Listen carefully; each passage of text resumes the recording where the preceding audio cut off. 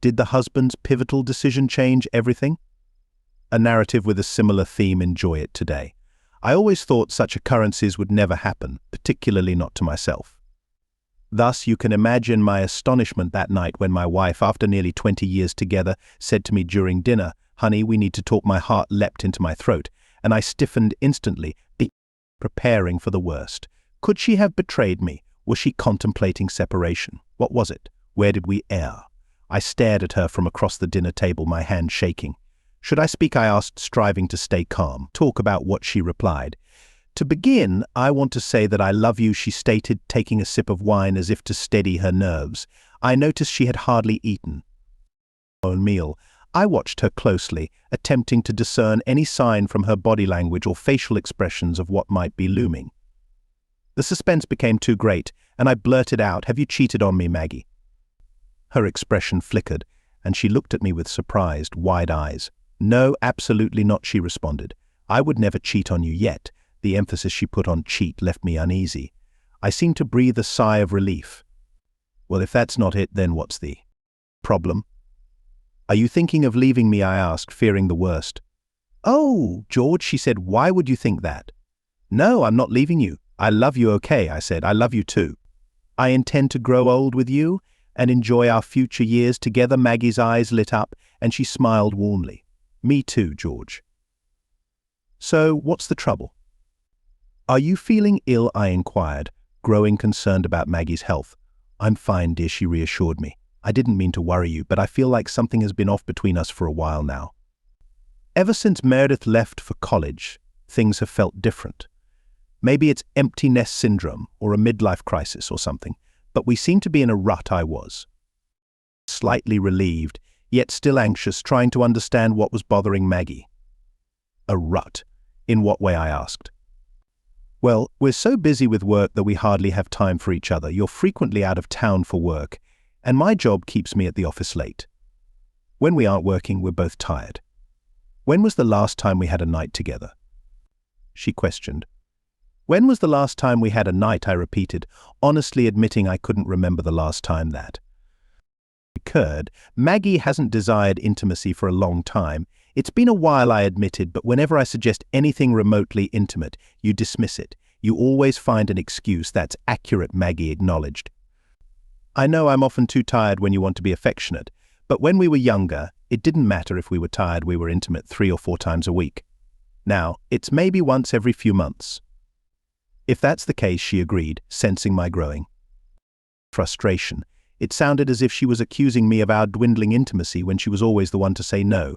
"If it were up to me, we'd do this more often, and I want to get out of this rut," she declared. "I want to fix things between us so we can stay together for the rest of our lives. We're bored, George. We need to stop being bored." "I'm not bored," I insisted. "There's plenty of excitement in my life. Really, what do you plan to do tonight?" she asked with a teasing smile. "Watch The Curse of Oak Island. They say they're making a big discovery tonight," I replied, considering her point. "Don't. They say that every week. They find just dirt and wood scraps," she commented. "Well, yes," I conceded, essentially. Like I said, she smirked. "Boring, okay?" "It's not boring. It's comfortable. It's convenient for us. This is what happens when you've been married as long as we have.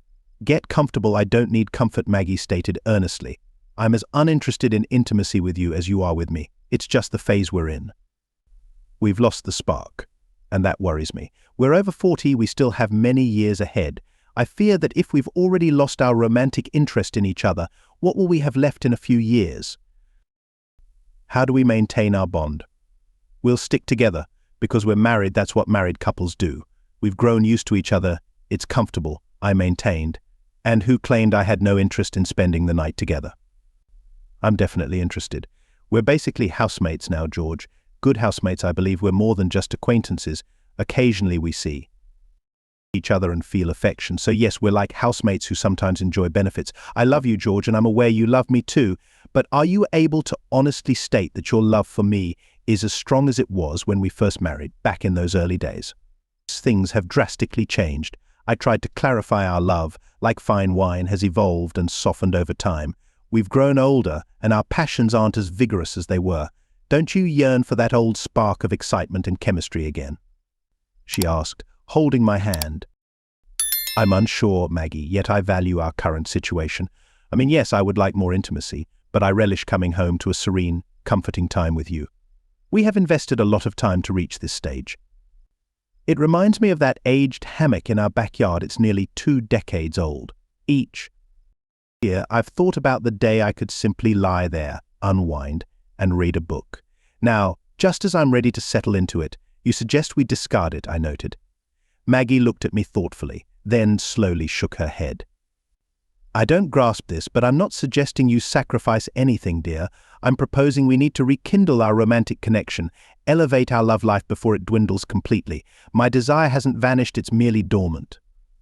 I want to recapture those early days of intimacy when it was novel, vibrant and thrilling, as if we couldn't get enough of each other.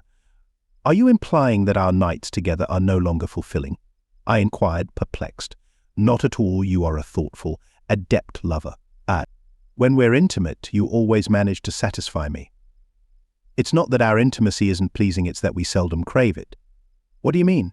She questioned. I'm perplexed, I admitted, feeling bewildered. I'm expressing that I want more. It seems we're no longer lovers, we're merely companions. I want to experience your love anew. I want to rediscover my love for you. I long for passion, dreams, romance, intimacy, I reflected. You mentioned you didn't want intimacy. Do you desire it or not? I queried. I do want intimacy, it seems you wish to be young again. Are you certain it's not your hormones? Are you experiencing hot flashes? Don't reduce my emotions, George. Don't dismiss me as merely hormonal every time I'm upset. I'm not having PMS, and my desire to rejuvenate our love doesn't mean I'm entering menopause, she asserted decisively. Sorry, you're right, that was insensitive of me. I'm just trying to grasp where all this suddenly emerged from. I apologized. My dear, this isn't unexpected. I've contemplated this for a while. I'm worried that if we don't take significant steps to refresh our relationship, our marriage might not last, she expressed, seeming on the verge of tears. I listened to her honestly. She sounded like she was going through the motions. Well, if it's not abrupt, I asked angrily, then why only mention it now? Why not discuss it with me earlier? It took me a long time to reach this point, she explained, but I'm bringing it up now. I didn't want it to keep simmering. Perhaps there was truth in her words. I cherish Maggie and am willing to do anything to make her happy and strengthen our relationship. Okay, I'm attentive. I see you've thought this through thoroughly, and it's very important to you. What should we do? Maybe we should see a marriage counselor. I've heard about someone called the intimacy coach. Should we search for them? That sounds like a great idea, she replied, wiping away a tear with a smile. I appreciate the suggestion. I think we ought to try it, although I was contemplating some other possibilities. But first, let me ask you something. I stopped her.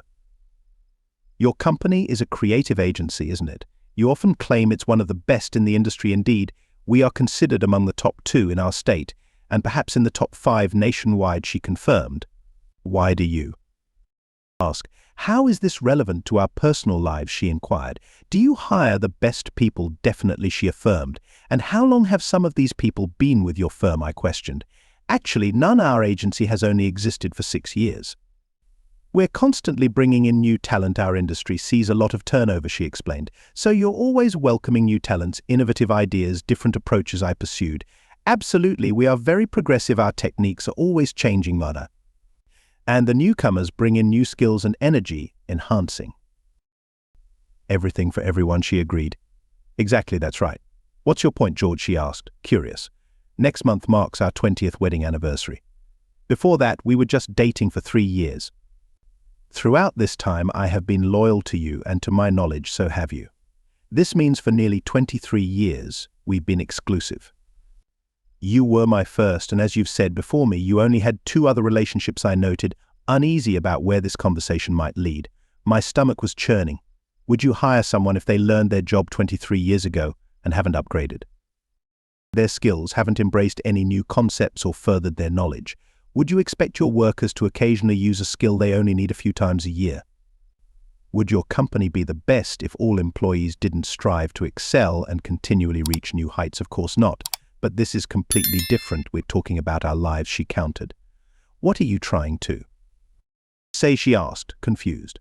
I'm saying that 23 years ago, Our skills were advanced, our intimacy was regular, novel, and exhilarating.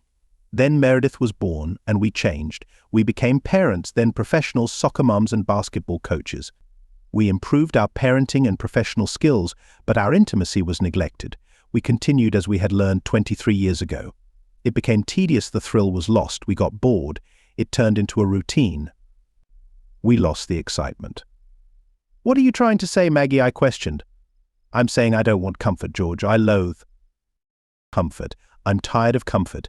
I crave something new, something exciting. I want to learn new skills and become a better partner. I want to use this to revive our connection, to transform our routine, comfortable life. I want to fall in love again. I need a lover, not a roommate. I crave passion again. I need it," she declared. "All right," I said, my voice shaking. I was unsure if it was excitement or fear. Perhaps it was my fight or flight response activating. "I'll do everything I can to bring you passion. We can have date nights and do whatever you want. I'll watch less TV, and we can find a hobby or an activity to do together. We could travel more. You always love traveling. So why not go somewhere every month, even if it's just a night at a hotel in one of the city's trendy new areas?" Maggie held my hand, kissed it, then shook her head. "George, I know you would do anything for me if it were possible. I believe these efforts will help, but ultimately it's still us doing them. We remain the same, and soon we'll get tired of these too. These ideas are a good step, but they are still too easy. We haven't learned or experienced anything new, so what are you talking about? I followed you, but now you're baffling me. What do you think we should do?" I inquired. "Well, I think we need a bit of a challenge or a new beginning, something exciting that will enhance our relationship and reignite the passion in our love life," she suggested. At that moment, I was receptive to nearly any of her proposals. "Sounds amazing. I'm completely on board. How would you go about it?" "I think it's time I start dating other people," she declared. "Anything except that," I protested. Wow, I expressed, withdrawing my hands from my wife and looking at her with furrowed brows. "Repeat that. I must have misheard you. I need to date others." "Yes, indeed, it seems I comprehended it accurately." The first attempt, I acknowledged, reclining in my chair at the kitchen table. Then I leaned in, eyeing my wife as though she were irrational. "Have you lost your mind?" She appeared startled by my outburst. "No, not in the least. I've thought this through extensively. I'm convinced this is necessary for us, Maggie. You've had some outlandish proposals before, but this surpasses them," I argued. "I don't think it's crazy, George. You might agree if you listen to my reasoning," she insisted. "Yes, do explain how you intend to enhance our marriage and invigorate our intimacy by dating others." "George, my aim isn't to betray you," she asserted. "That's not my intention. Are you planning to go out with other men, like men other than me?" "Precisely, like an authentic romantic date," she affirmed. "Indeed, that's the essence of a genuine date, akin to what one would experience if we weren't wed," she elaborated. "I hadn't viewed it from that angle, but indeed it qualifies as a genuine date," I conceded. "So will he be close to you on the first date, or will you request he waits until the 5th, as you asked of me?" I questioned. "George, I didn't bring up intimacy," she countered. "Yes, but you mentioned a real date as if you were unattached, and on genuine dates, intimacy often occurs. So are you implying intimacy is entirely absent from your dating plans?" I probed. "Not exactly, I'm not claiming that. I merely wish to explore where dating leads and how relationships evolve," she clarified. "So you desire not only to date some man or men, you aim to be close with them and cultivate relationships?" I summarized. "You're twisting my words to make a point, George. Yes or no?" she asked. "Maggie, will you be intimate with these boyfriends?" I inquired. She hesitated. "It's not simply yes or no," I pressed. "Yes, likely," she conceded. "Then, this is treachery," I concluded. "No, that's not correct. How can you not see this as cheating? You meet a man, have a romantic date, and share intimacy. This is treachery," I declared vehemently. My patience was swiftly depleting. The situation could have deteriorated if I hadn't been careful. Maggie tried to regain her composure, her patience evidently tested whenever I lost mine. It seemed she was attempting to prove she was calmer than I was. "It isn't betrayal," she reasoned, "because you'll consent and be informed about whom I was with and what occurred. We'll discuss all the details after I come home." "Oh God," I yelled, stressing each word. "You not only wish to be disloyal, but you also seek to utterly disgrace me. What in the world led you to abandon all rational thought? Do you genuinely think I'll consent to your dating or being intimate with someone else? George, please remain calm so we can talk about this. There's no need to shout, and there's no need to be vulgar. Please. I stared at her. Did you truly believe I would agree? I realized it would be tough for you to accept, but you love me, and you're a logical person. You're an intelligent man, I assumed, and still. Believe you will settle down, understand the rationale behind what's happening, and support me to support us. Yes, even as you're intimate with other men, George, it's not about intimacy with other men. If that were my only goal, rest assured I could have pursued that for years with numerous men. Heck, I could have been with your brother, your closest friends, and your boss. They've all made advances on me repeatedly, but I refrained. I would never be unfaithful to you, that's not my intention. But now, you're proposing it. No, love, she tried to clarify. This isn't a deception, this is not for my benefit, this is for our excitement, pleasure, and novel experiences. Our intimate life will be rejuvenated. I will come alive once more, you will notice and join in. Are we united in this? What do you mean to ask me out? Actually, no, I'm speaking metaphorically, not literally. You will remain at home and await my return from a date, after which I will share every detail with you. I suppose you expect intimacy with me following someone else. Her cheeks turned a deep shade of red. To my disbelief, she genuinely desired this from me. Indeed, this would be the ultimate expression of your affection. It would indeed be a rare day when I consent to such an arrangement. I told her in an icy tone. All right, we can skip this topic, she suggested. If it risks our relationship, you'll be missing out on more than just this. This will not threaten our marriage. You are involved romantically with another man. That's the whole of it. This isn't about love, George. I will save that for you. I love you. I don't love him. It will be purely physical only, that, yes, merely that. I looked at her quietly for a long while. What exactly does this mean? It means I won't develop any feelings for him, nor he for me. We simply want to experience each other physically and nothing more, just that. She reiterated, mulling over her choice of words. So let me make sure I understand all this correctly. All right, take your time. You simply seek physical intimacy with another man, I stated slowly. Precisely, she agreed. So why? Why do you only want physical intimacy with another? She didn't have an immediate answer, perhaps as a venture into something different. Does this imply I'm not enough for you? Does this mean I don't satisfy your intimate needs? You weren't content with our intimacy. And now seek someone better? I interjected. Hold on. No, Maggie protested. It's not like that at all. I enjoy our intimacy. You're an amazing lover. I'm not looking for anyone better. If this were true, I reasoned, then you wouldn't be looking for someone else. The only reason you'd seek intimacy with another, if it's merely that, is to upgrade, to find someone better than what you currently have. That's not the case, she countered, without substantiating her statement. Indeed, I countered. Consider this: if you adore sushi and discover the finest sushi spot around and there are 20 other sushi restaurants in town, why bother trying the others when you've already found the best? She paused for a moment, then responded, perhaps to try different sushi.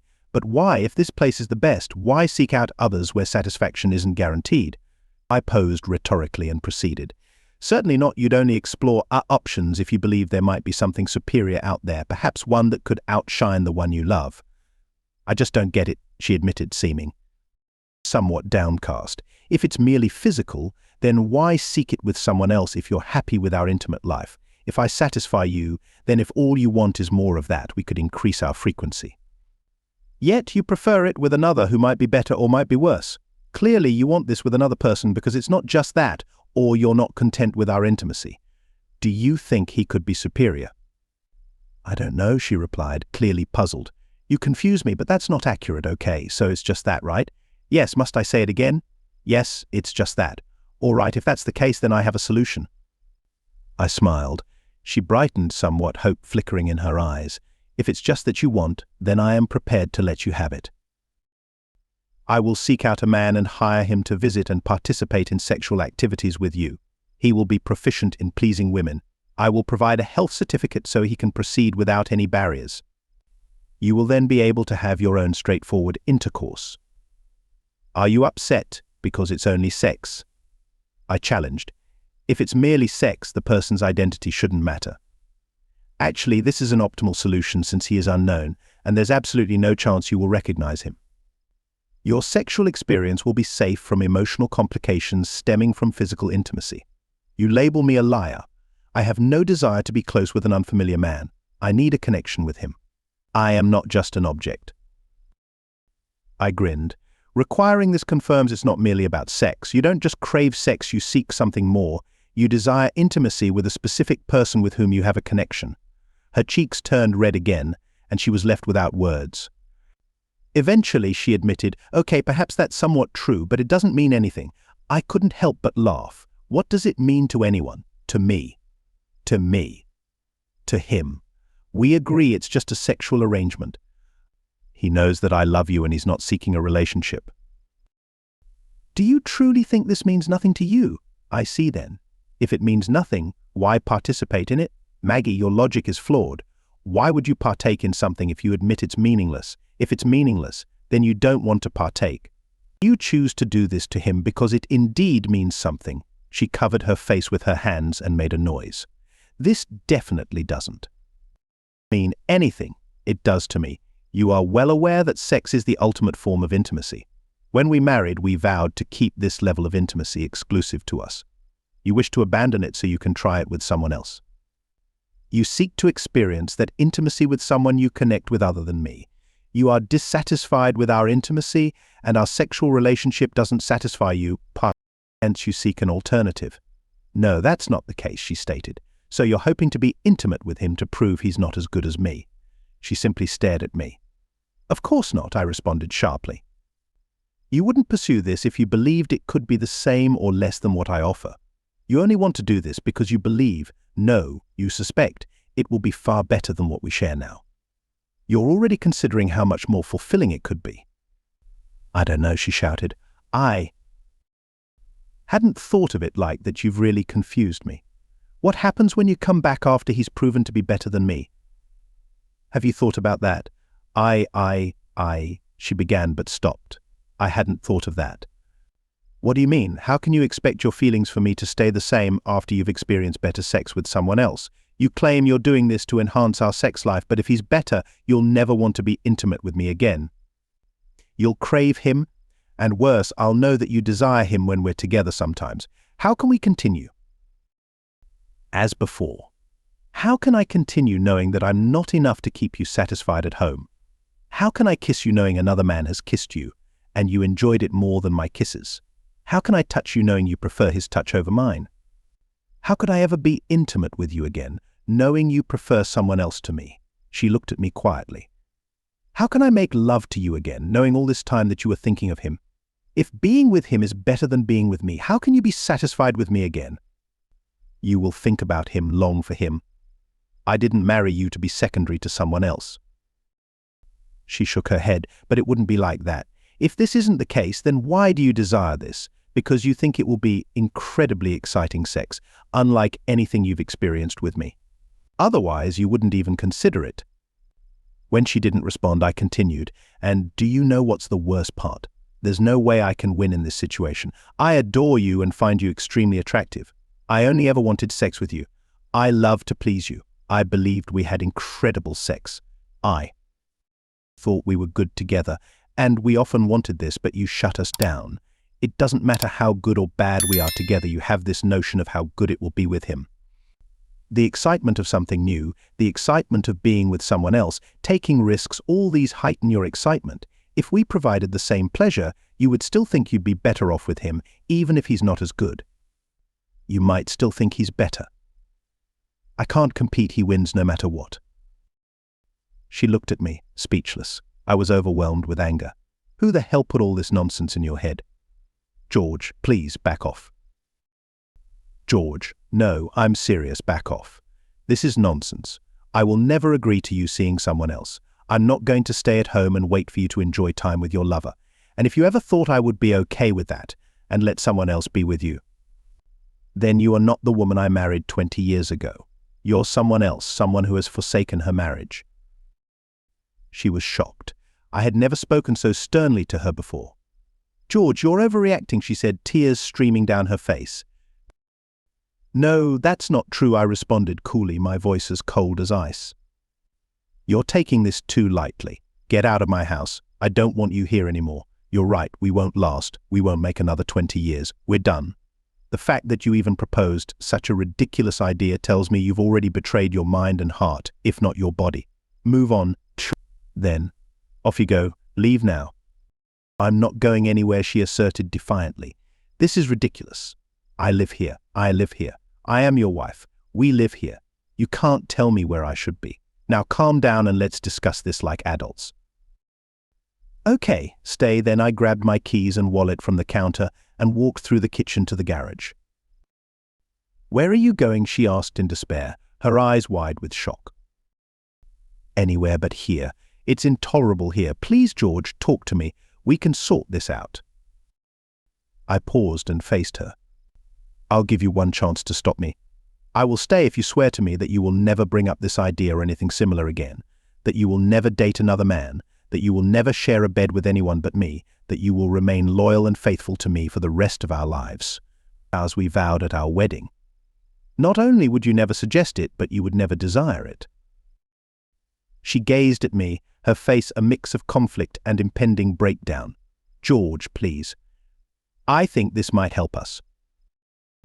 No, I said, turning and opening the garage door. Maggie cried out for me to stay. Wait, please. I promise, I swear, I won't talk about it anymore. Just please don't go. I turned back. There was one more thing I had to say. I don't know who persuaded you and filled your head with all this nonsense, but I will find out. If I find out that you've already been with him, or that you've already been intimate with him, I will divorce you, that's certain. We're not seeing each other, George. We haven't done anything. But we exist. Fine, go have fun with your boyfriend. You've probably already done this. And no, I swear, if you want to save what's left of our marriage, you better not lie to me. No more secrets, no more lies, no more cheating. Not at all, George, I swear. We were just discussing this, she said, crying. You were discussing with another man about being with him. So this entire conversation, this whole scenario, all of this proves my point. Your appeal wasn't just for sexual relations, which are trivial. You sought my approval to become involved with a certain individual with whom you had already elaborately schemed. I was appalled by your suggestion, I informed her, causing her to cry even harder. At this time, I can't confront you, sorry, George. I did not anticipate your response, he admitted to me. Initially, you might be distraught, but in time you would come to understand and accept, he presumed. Upset, who does? He think he is.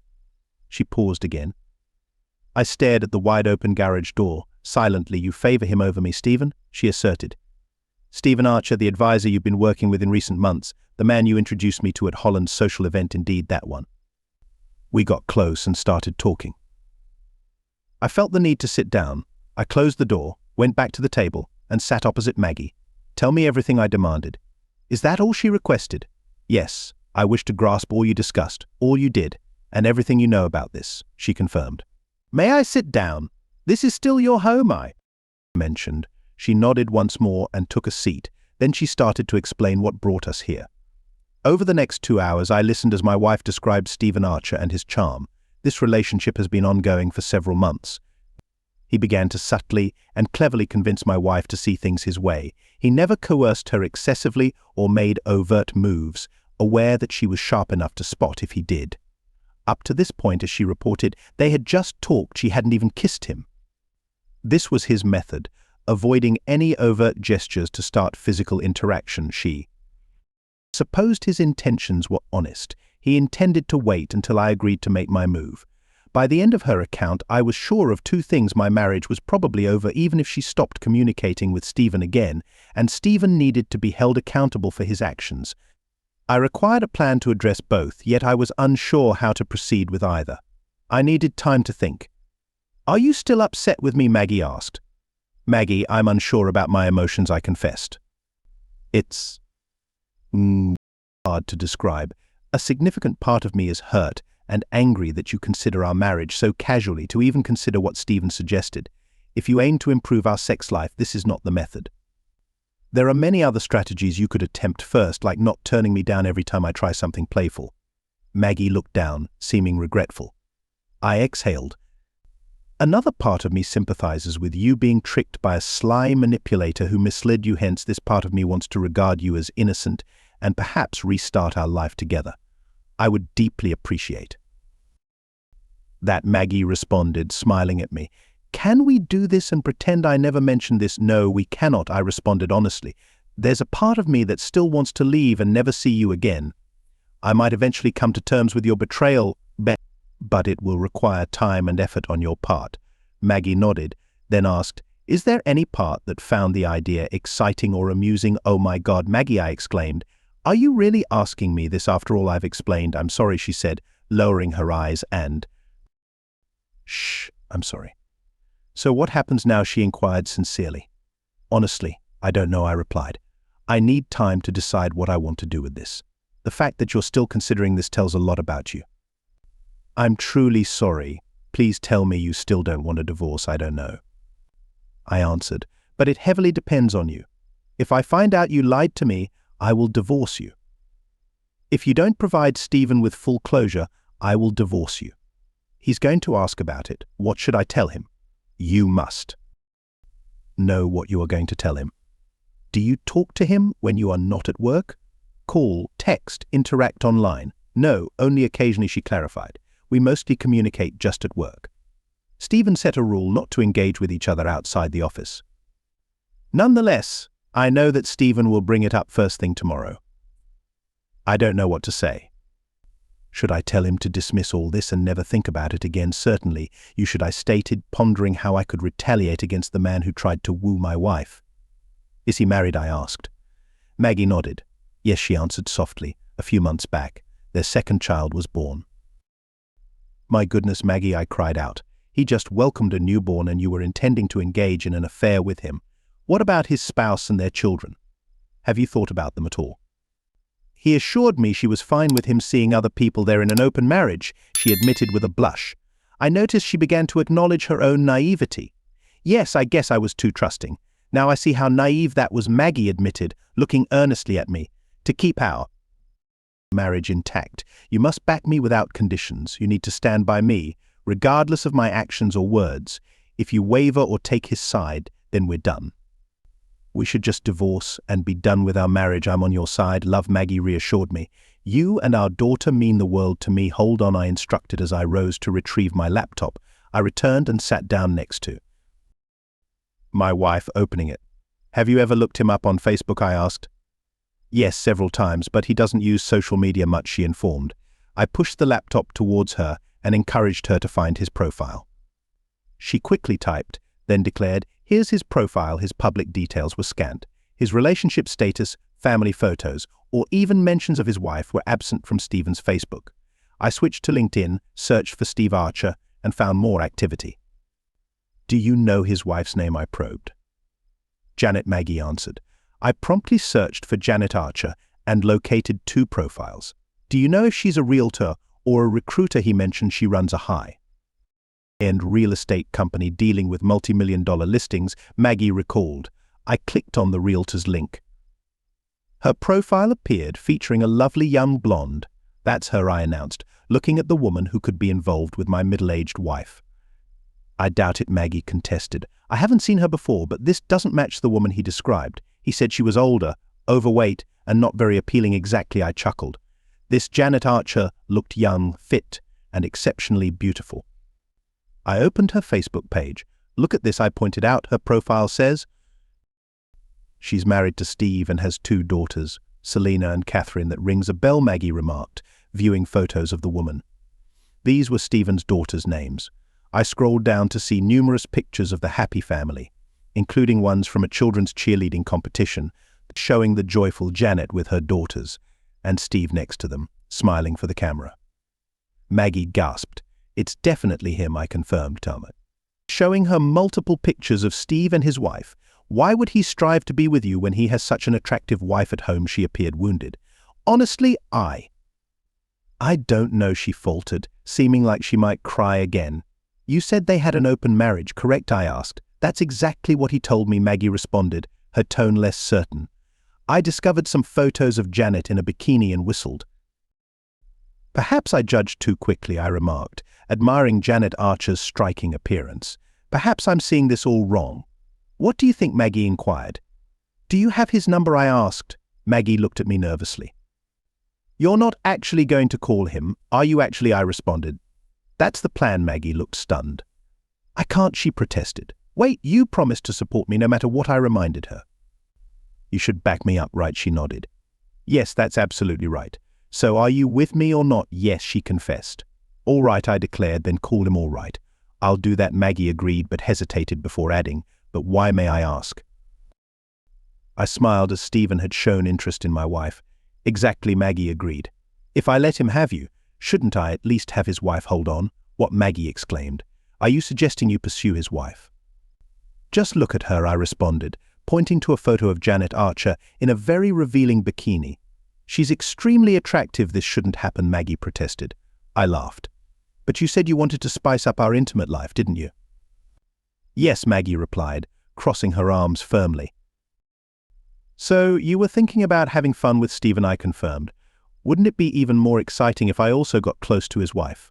After all, you mentioned they have an open relationship. Yes, but Maggie paused. It's not like you were close with someone random. Oh, hold on, I interjected with a grin.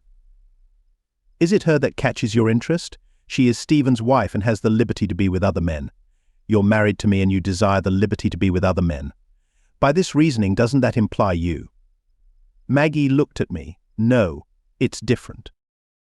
It's simply not the same, she finished, her voice tinged with resignation. Why not? I pressed. What makes this different? And for that matter, how do Janet and I differ from you and Stephen? She's much too appealing, Maggie commented. So, it's acceptable if I pick someone less appealing, I inquired. No, that's not what I'm saying, Maggie responded, appearing almost defeated once more. It's simply not the same. Are you concerned that I'll enjoy being with someone else excessively? Possibly, she conceded. Or that, after I've been with her, my desire for you might fade, possibly. Or maybe you're worried that if I'm with her, she'll always be on my mind. Yes, exactly, Maggie admitted reluctantly. I understand now, all right. I see your point. I thought we had decided to let go of the whole topic, yes. But that was before I realized what she looked like and seriously considered your proposal. Oh, so because you believe you can attract an appealing woman, suddenly you think I can be with Stephen? Definitely, I replied energetically. Why not? You're putting yourself first, Maggie. I said, hold on. Am I selfish because I find Janet attractive? It was you who wanted to explore with others. I simply concurred. No, you're undermining what I wished for.